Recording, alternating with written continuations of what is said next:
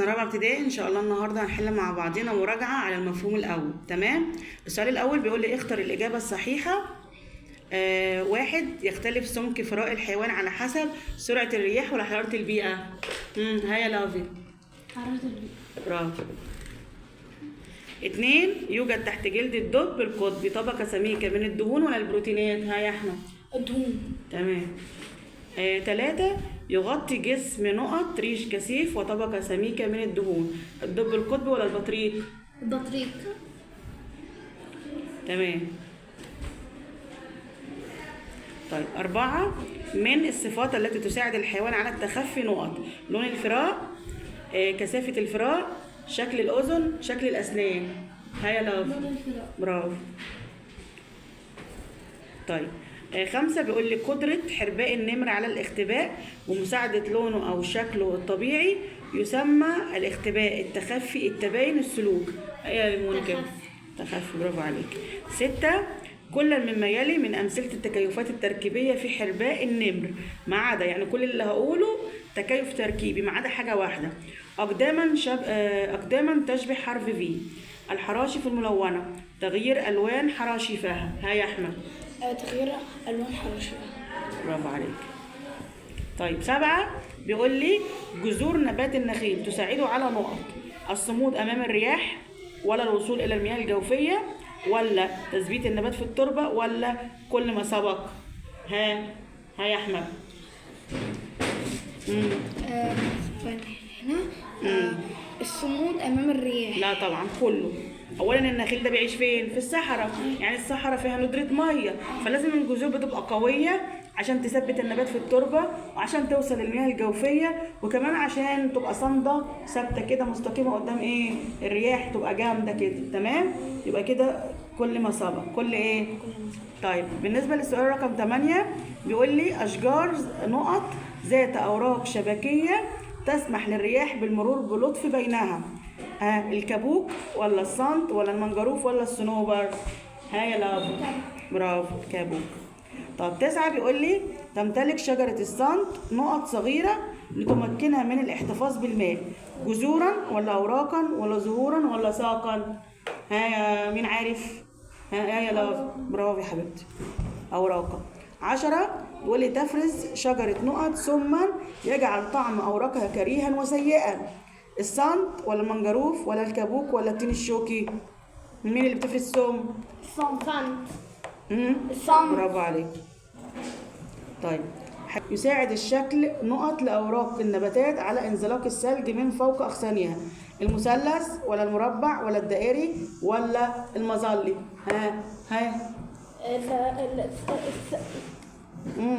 مثلث. المثلث. عارف حد عارف مين درسناه؟ أنا. مين؟ شجرة الصنوبر. الصنوبر. برافو عليكم. 12 بيقول لي بعض النباتات أوراقها صغيرة ويساعدها ذلك على نقط. الوصول لضوء الشمس، الاحتفاظ بالماء، النمو ولا التكاثر. الاحتفاظ بالماء. برافو يا لاف.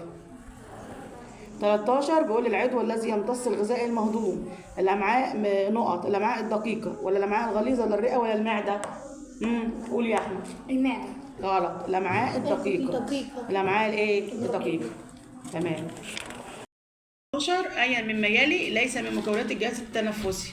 الرئتان، الأمعاء الغليظة، القصبة الهوائية، الأنف. مين عارف؟ قول يا لاف. تمام. لأن كلهم ضمن مكونات الجهاز التنفسي ما عدا الأمعاء الغليظة طبعا ضمن الجهاز الهضمي. شطورة. 15 بيقول لي تمتص نقط السوائل من الطعام غير المهضوم فيصبح صلبة. دي طبعا الأمعاء الدقيقة ولا الأمعاء الغليظة ولا المعدة ولا المريء. مين اللي بتمتص الحاجة السوائل من المادة الصلبة؟ الأمعاء الايه؟ الغليظة. الأمعاء الايه؟ الغليظة. تمام. طب 16 بيقول لي تتم عملية الشهيق والزفير بمساعدة عضلة نقط القلب، الحجاب الحاجز، الرئة، المريء. يا أحمد. الحجاب الحاجز. تمام. طيب 17 بيقول لي يدخل الأكسجين إلى الرئتين أثناء عملية نقط الشهيق، الزفير، الهضم، الإخراج. أثناء عملية إيه بيدخل؟ الشهيق. برافو يا لاف. 18 بيقول لي يدمر نقط الرئتين ويسبب العديد من الأمراض: الغذاء، التنفس، زراعة الأشجار، تلوث الهواء. ها يا مونيكا. تلوث الهواء. برافو يا حبيبتي. طيب 19 بيقول لي تتنفس الأسماك الأكسجين الزائف في الماء عن طريق نقط: الخياشيم، الرئتين، الجلد، المعدة. ها قول يا لاف. برافو عليك. 20 كيس عضلي يظل فيه الطعام عدة ساعات: نقط: الأمعاء، المريء، المعدة، البلعوم. ها يا أحمد. المعدة. برافو عليك. 21 كيف يساعد الإنسان في إعادة التوازن البيئي؟ أول حاجة بيعمل إيه عشان يرجع التوازن البيئي؟ بيجرف التربة، ولا بيبني مجتمعات عمرانية، ولا بإعادة زراعة الغابات؟ ها يا لاف. إعادة زراعة الغابات. برافو عليك. بيقول لي من التغيرات الطبيعية التي تؤثر سلبا على البيئة؟ حرائق الغابات ولا تجريف التربة؟ ها قول يا لاف. حرائق الغابات. تمام. طيب 23 بيقول لي الخياشيم في السمكة التكيف نقط: سلوكي ولا تركيبي؟ ها تركيبي. برافو عليك. 24 إعادة زراعة الغابات التي أزيلت نقط: النظام البيئي تؤثر سلبي على النظام البيئي ولا تؤدي إلى استعادة النظام البيئي؟ قول يا أحمد. تؤدي إلى استعادة. إلى إيه؟ إلى استعادة. ماشي؟ طب 25 بيقول لي الجهاز نقط مسؤول عن هضم الطعام وإمداد الجسم بالعناصر الغذائية. يا ترى الجهاز الهضمي ولا التنفسي ولا العصبي ولا الدوري؟ ويا لاف. برافو. طب 26 بيقول لي يقوم نقط بتحريك الطعام إلى المعدة: المريء، الكبد، الأمعاء الدقيقة، القولون. مين اللي بيخلي الأكل بياخده ويوديه للمعدة؟ ها قول يا لاف. برافو عليك. المريء. طب 27 المعدة جزء من الجهاز الهضمي يقوم بنقط: مضغ الطعام، امتصاص العناصر الغذائية، ولا تفتيت الطعام وخلطه بالعصارة الهاضمة، ولا نقل الطعام إلى الفم من الفم إلى المريء؟ قول يا لاف. تفتيت الطعام وخلطه بالعصارة الهاضمة. برافو. طيب 28 بيقول لي ماذا يحدث للكائنات الحية التي لا تستطيع التكيف، اللي ما تقدرش تتكيف مع ظروف البيئة؟ هل يا ترى بيزيد عددها ولا بيبقى عددها ثابت ولا بتنقرض؟ برافو يا مونيكا. 29 بيقول لي أيا مما يلي يعتبر من الأنشطة البشرية التي تسبب تغيرا في البيئة: الفيضانات، تجريف التربة، البراكين، المطر الشديد. ها تجريف التربة. تمام. لأن الفيضانات والبراكين والمطر الشديد دي إيه؟ دي تأثير الطبيعة. تأثير إيه؟ يعني تأثيرات طبيعية مش بشرية. يعني يعني الحاجة اللي بيعملها الإنسان بإيده دي إيه؟ بشرية. تمام. 30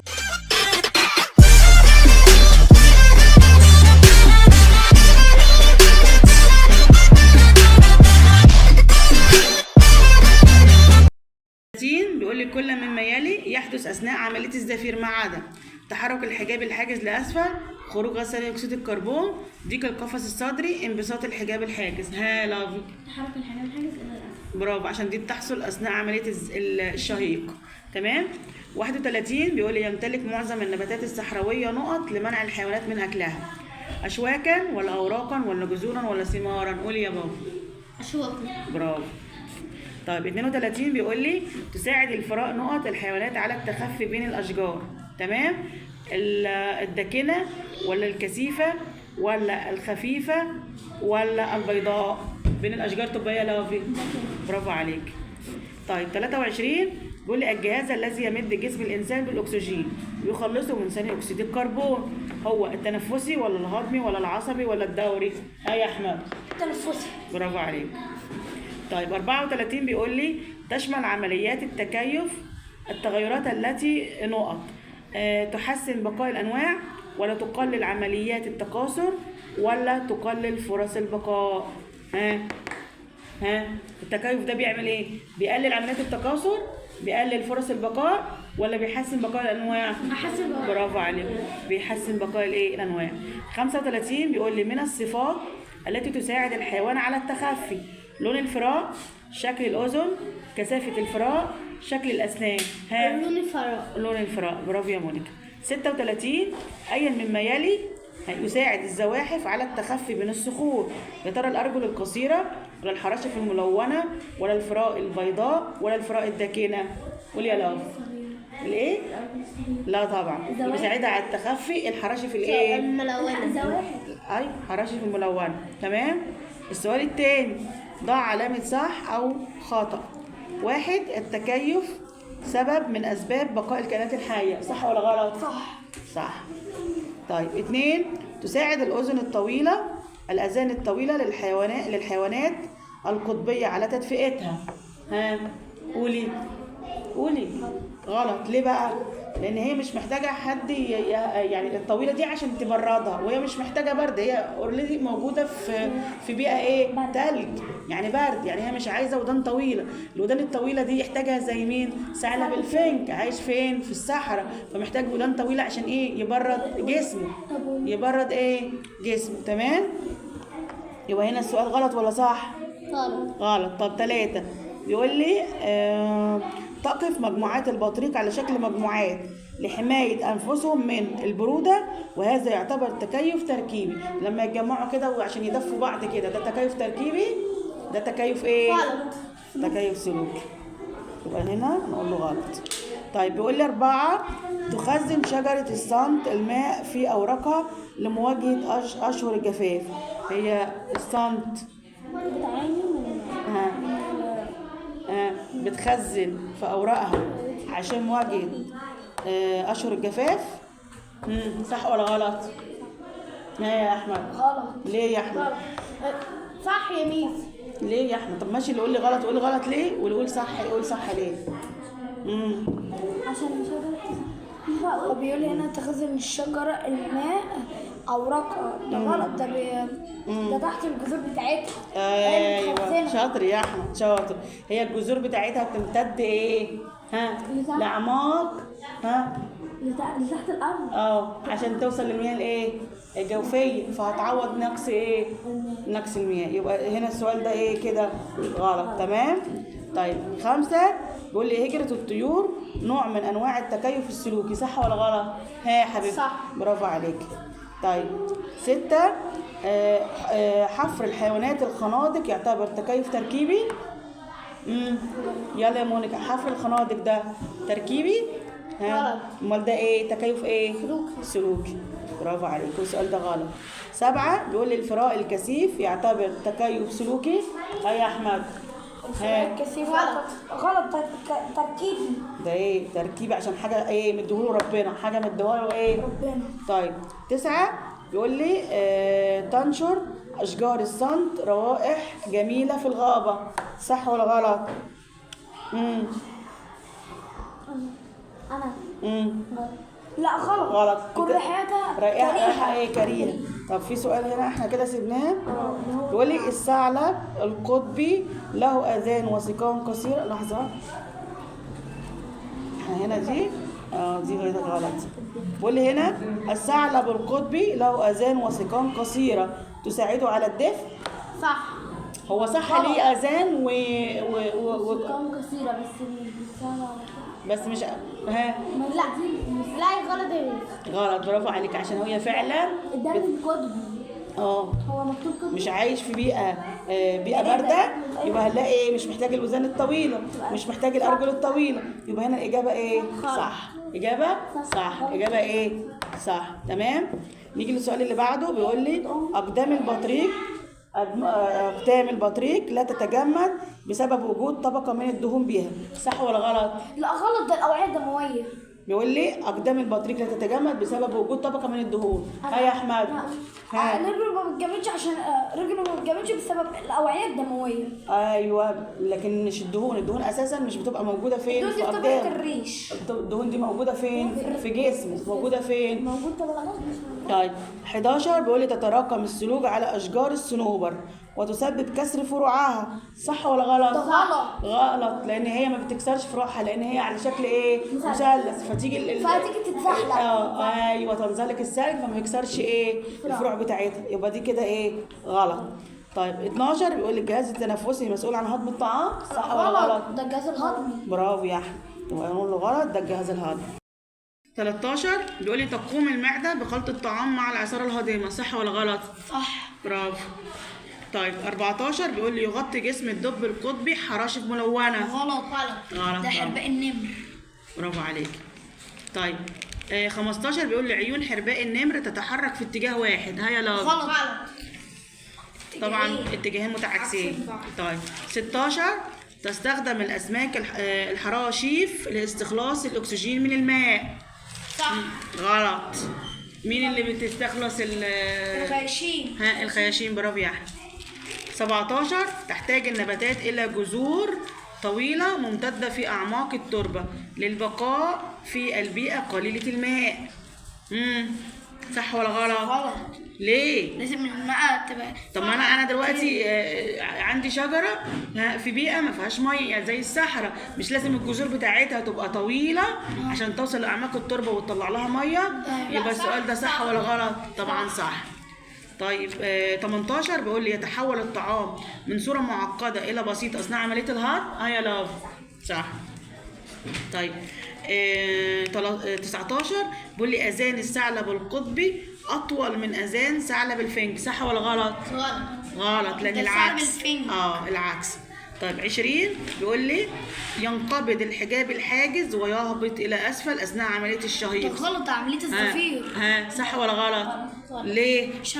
عشان لا طبعا اجابه صح. عشان تنقبض. الاجابه ايه؟ صح، لان اثناء عمليه الشهيق لسه مجاوبينها في السؤال اللي فات يا لافي. قلت ايه اثناء الشهيق؟ عدد الحجاب الحاجز بتنزل لايه؟ لاسفل. عشان كده ايه بيحصل ايه؟ تنقبض. بتنقبض. ويحصل ايه كمان؟ بيتسع القفص الثدي، فبيدخل الاكسجين للداخل، يندفع ايه؟ للداخل. يبقى ده كده ايه؟ هنقول له صح. طيب 21 يبدأ الهضم في الفم وينتهي في الأمعاء الغليظة، صح ولا غلط؟ صح. لا طبعا غلط. بيبدأ في الفم وبينتهي في الأمعاء الدقيقة، ويبدأ بالفم وينتهي بالأمعاء الدقيقة. ماشي. ما الأمعاء الغليظة دي بتعمل ايه؟ الأكل الغير المهضوم اللي بتبعته لها الأمعاء بتعمل ايه؟ بتستخلص منه المية والمادة الصلبة بتخرج مع مين؟ بتخرج ايه؟ بتخرج عن طريق فتحة الشرج. تمام؟ دي وظيفة المعدة، تمتص الماء من الطعام غير المهضوم. يتفضل ايه الطعام؟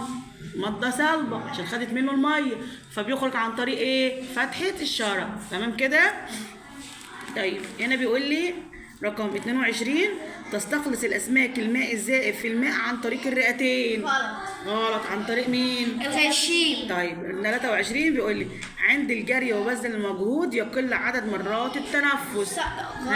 غلط. طبعا بيزيد عدد مرات ايه؟ التنفس. انت لو طالعه السلم كده مش هتفضل تلاقي نفسك عماله تنهجي، يعني دليل ايه؟ عدد مرات التنفس بتاعتي ايه؟ زادت. تمام. طيب 24 بيقول لي البلعوم عضو مشترك بين الجهاز الهضمي والدوري. غلط. بين مين ومين؟ الجهاز الهضمي والتنفسي. الهضمي وايه؟ تنفس. برافو عليك. طيب 25 بيقول لي يعيش الدب القطبي في الغابات بينما يعيش الدب البني في المناطق القطبية. غلط. طبعا العكس. برافو يا احمد.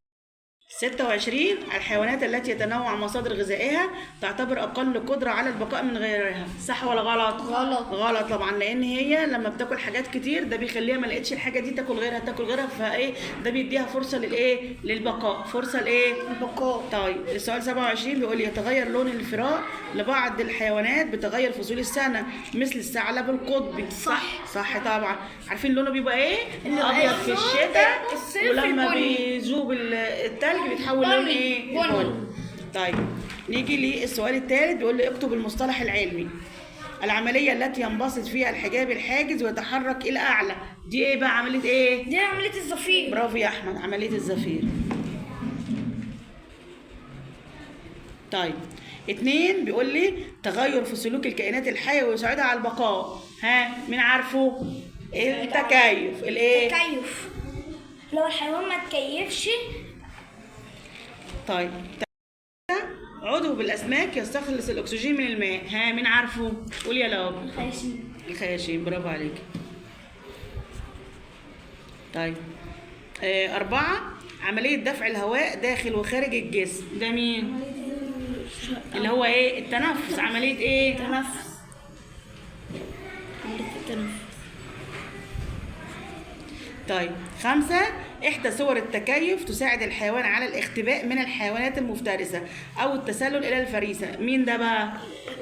برافو يا لاب. التخفي. 6 الجهاز المسؤول عن دخول وخروج الهواء من الجسم، الجهاز التنفسي. برافو يا أحمد، الجهاز التنفسي. طيب 7 الجهاز المسؤول عن هضم الطعام ومد الجسم بالطاقة، ده الجهاز مين؟ برافو يا لاب. الجهاز مين؟ الهضم.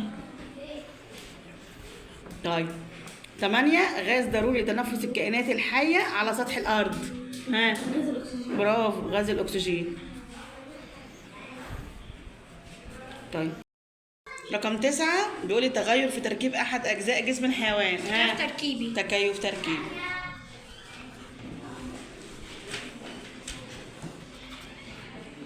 طيب 10 بيقول تغير في سلوك مجموعة من الحيوانات، تكيف سلوكي. تكيف ايه؟ سلوكي. تمام كده. 10 بيقول لي انبوب طويل ملتف يزيد طوله على 6 أمتار، ها الأمعاء الغليظة. الأمعاء الغليظة 6 أمتار. لا ده أمعاء الدقيقة. الدقيقة، الأمعاء الايه؟ دقيقة. الدقيقة. طيب 11 بيقول لي يحتوي على عضلات تدفع الطعام إلى المعدة، ها ده المريء. برافو يا أحمد، المريء. طيب 12 عضلة كبيرة مسؤولة عن عملتي الشهيق والزفير، ده الحجاب الحاجز. يبقى عضلة الحجاب الايه؟ الحاجز. عضلة الحجاب الحاجز. طيب 13 بيقول لي تمتص السوائل من الطعام غير المهضوم فيصبح صلبا، الأمعاء الغليظة. برافو، لسه قايلها لكم في السؤال اللي فات. الامعاء الايه؟ الامعاء الغليظة. طب السؤال الرابع بيقول لي اكمل. يوجد نوعان من التكيف، هما تكيف ايه وتكيف ايه؟ تركيب سلوكي. هو تكيف تركيبي وتكيف سلوكي، ماشي. 2 الحيوانات التي تمتلك طبقة سميكة من الدهون تحت الجلد تعيش في بيئة بيئة ايه؟ قطبية، برافو عليك. 3 الخياشيم في الأسماك تستخلص نقط الزائف في الماء، الأنفوشين. برافو، ماشي. 4 أثناء عملية هضم الطعام تتدفق عصارة الكبد والبنكرياس إلى مين؟ الأمعاء الدقيقة، الأمعاء الإيه؟ الأمعاء الدقيقة.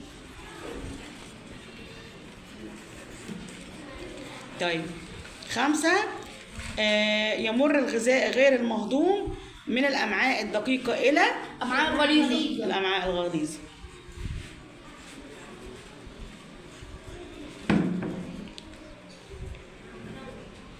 طيب 6 من أمثلة التكيف السلوكي لحرباء النمر، تغيير على شيف الألوان. يبقى تغير ألوان حراشيفها، برافو. وجود الدهون تحت الجلد ده تكيف ايه؟ تركيب.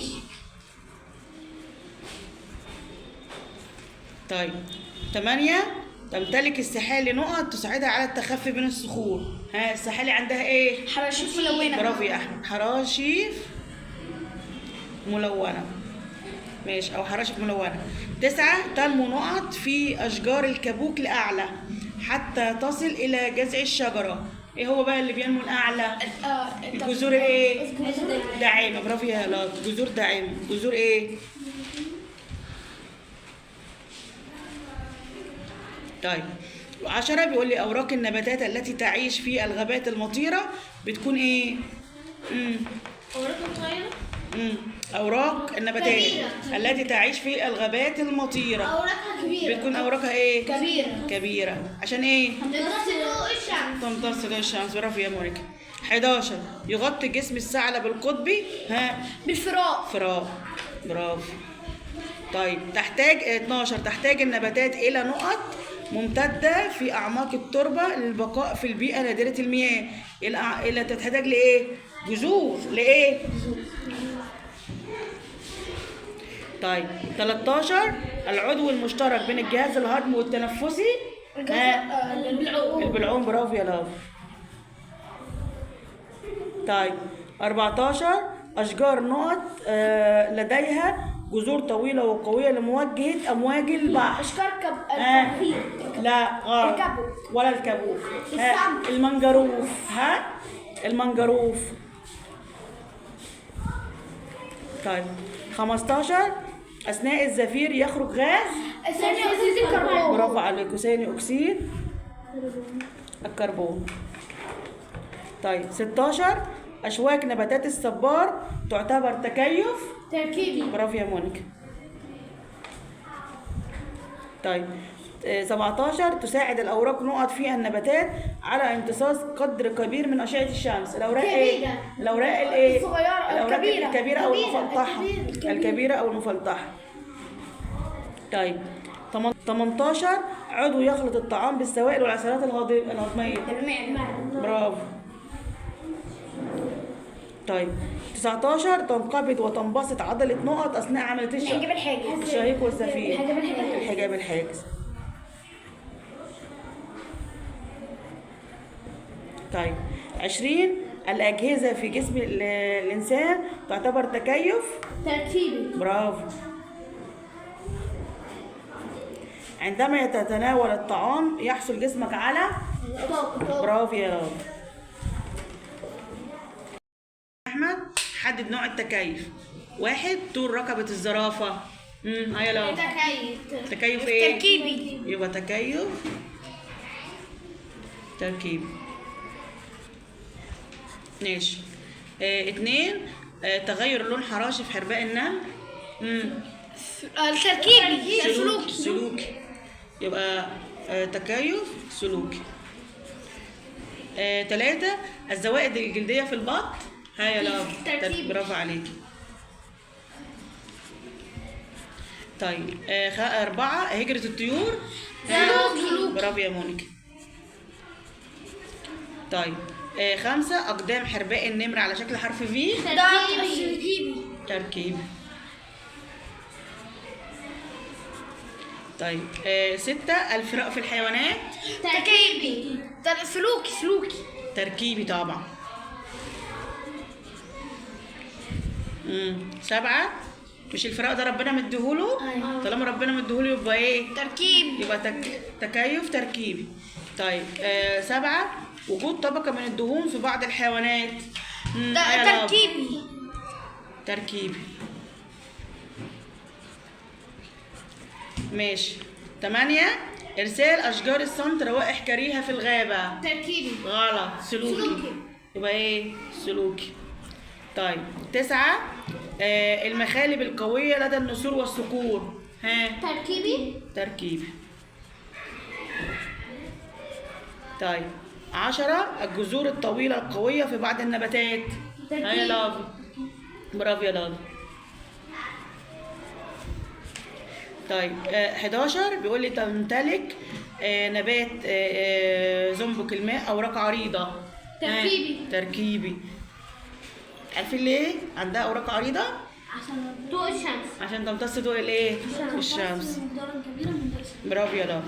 12 بحث السحالي عن الظل في الصحراء. سلوكي. برافو. طيب السؤال الخامس دي أسئلة متنوعة. أول واحد بيقول لي ماذا يحدث إذا اقترب حيوان مفترس من حرباء النمل؟ نفخ جسمها بالهواء. أيوه. واسعا. تغيير ألوان البشرة. برافو عليك. يبقى أول حاجة تعمل إيه في جسمها بالهواء. تنفخ جسمها بالإيه؟ بالهواء. يبدأ شكلها إيه؟ كبير. وإيه كمان؟ تفتح تفتح فتح فمها واسعة. تغيير ألوان البشرة. ثالث حاجة بتعمل ايه؟ تغيير ألوان تغيير ألوان حراشيفها. تمام. طيب 2 بيقول لي ماذا يحدث إذا نقل نبات من بيئة إلى بيئة أخرى لها ظروف مختلفة؟ يعني أنا مثلا زرع ورد في بيئة وشيلته وحطيته في بيئة تانية ما تلاقيش النمو بتاعه، هيحصل له إيه؟ يموت. يبقى هنا إيه؟ يؤدي إلى موت النبات. برافو يا لافي. بعد كده بيقول لي علل. 1 بعض النباتات لديها أوراق عريضة تطفو فوق سطح الماء زي زنبق الماء، أوراقه عريضة. ليه؟ عشان إيه؟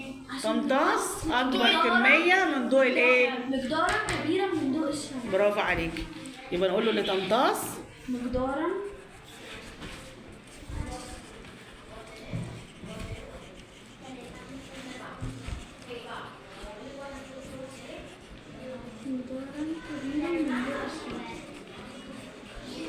طيب 2 بيقول لي تظل شجر الكابوك مستقيمة في التربة الطينية واقفة كده. ليه بقى؟ لأن لديها جذور داعمة. يبقى أقول له لأن لديها جذور داعمة. هي اللي بتخليها كده إيه؟ واقفة كده مستقيمة. طب الجذور الداعمة دي تكيف سلوكي ولا تركيبي؟ تركيبي، مش ربنا اللي مديها لها؟ ماشي. 3 يقول لي لا تفضل الحيوانات تناول أوراق شجرة الصمت. ليه بقى؟ عشان بتفرز سما يجعل طعمها إيه؟ غير مستساغ أو كريه. يبقى نقول لأنها تفرز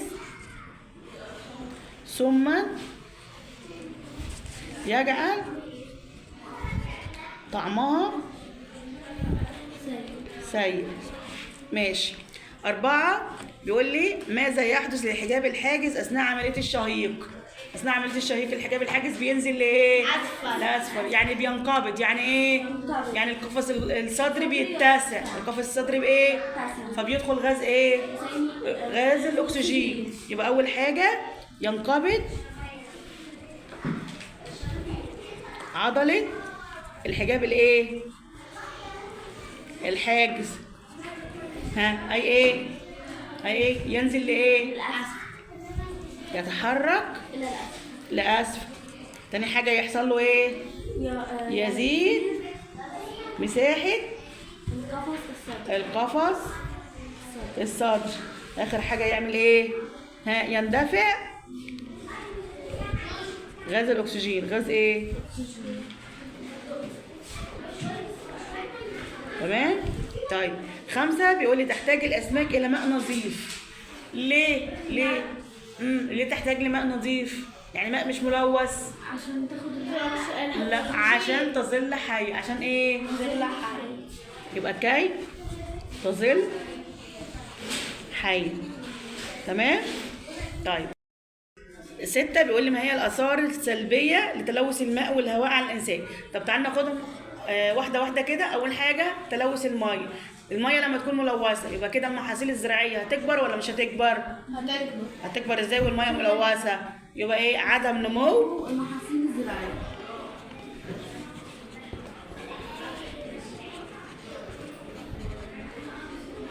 وايه كمان؟ يبقى عندي صعوبة الحصول على مياه ايه؟ نظيفة.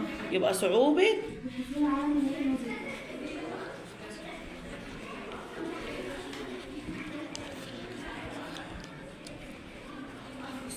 طيب تعالي نشوف بقى ايه. لما يكون عندي تلوث في الهواء يبقى عندي صعوبة فين؟ في التنفس. يبقى صعوبة التنفس. واخر حاجة الإصابة بأمراض الجهاز التنفسي وايه؟ والقلب. يبقى الإصابة